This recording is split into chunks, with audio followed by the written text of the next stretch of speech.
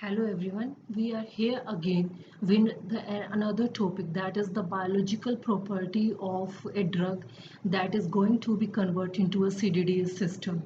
Biological property means, as its name suggests, the property of a drug or the behavior of a drug that the drug will show when it will taken inside the body. First property is its absorption rate.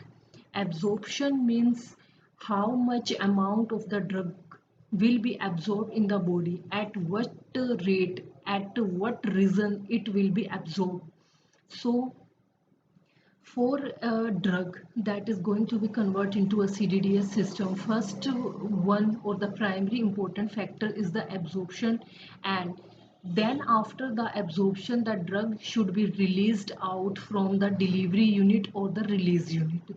In every situation the drug release rate should be lesser than, or it should be followed up after the absorption rate.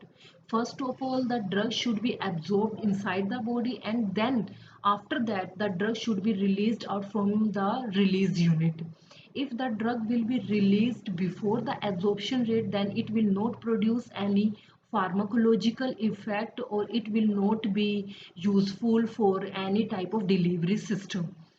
So main focus is to increase the absorption rate of the drug, or to fasten up that process. If there are any factor which are responsible for decreasing the absorption rate of the drug, then that all factors should be corrected first. There are some factors which are responsible for the slow absorption rate, that are poor water solubility, small partition coefficient of the drug, protein binding if high, acid hydrolysis. So all these parameters are responsible for the slow absorption rate or the low absorption rate.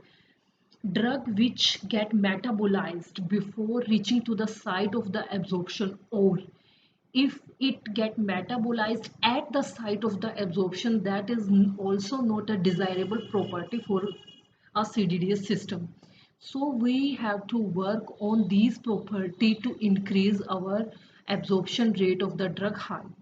Second property is the biological half-life. The purpose of the CDDS system is to convert the drug into such formulation that can reside in the body for a longer period of time to maintain a constant plasma concentration. But if the biological half-life of the drug is already high, that is 7 to 8 hours, it is already, then there is no need to convert this drug into a CDDS system, because if its half-life is 7 to 8 hours, that it means it will remain in the body for longer period, more than 24 hours. So we will basically focus on a drug which have shorter half-life, that is 2 to 3 hours. Then we will convert this drug into the CDDS system, and this drug will remain present, available for a longer period of time to produce its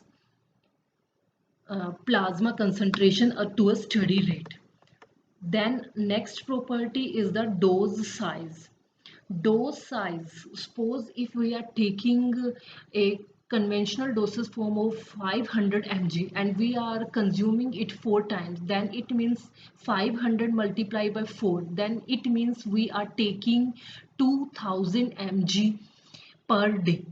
And in the same way, if we are taking a CDDS system, then we have to uh, select that formulation to a greater level. That is, if the greater level lies between 500 to 700 mg, it means 500 mg is the minimum concentration of the drug that is required to produce the pharmacological action, and 700 mg is the maximum amount of the drug. And if we will go out of that, that will cause toxicity to our body.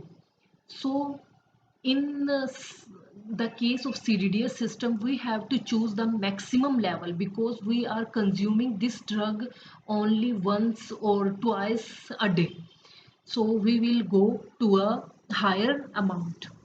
Fourth property is the therapeutic window. Therapeutic window, as we all know, therapeutic window means a window in which the drug should lie. That is, The concentration should not be as low that it can't produce any pharmacological action, and it should not be so high that it will produce a toxic effect. It should lie between that window.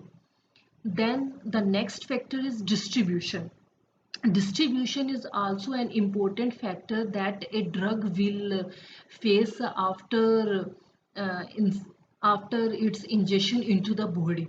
If the drug is bind to any protein, then that part of the drug will not produce any pharmacological effect. That is not useful for any pharmacological activity.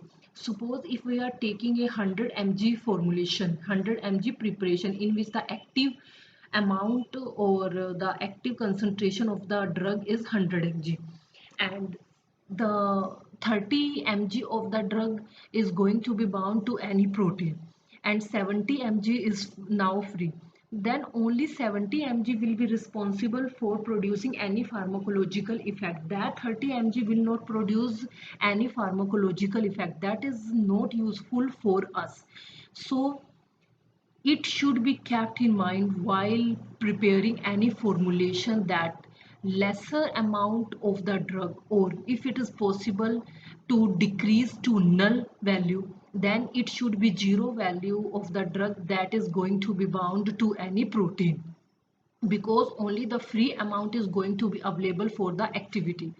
This is whole about the all the pharmacological or the biological property of a drug that the drug will face after going into the body. That is its absorption rate. The drug should lie in the therapeutic window. It should not be bound to any protein. It should be freely available. It should be distributed as a free drug inside the body. The dose size of the drug should be maximum under the criteria or under the limits.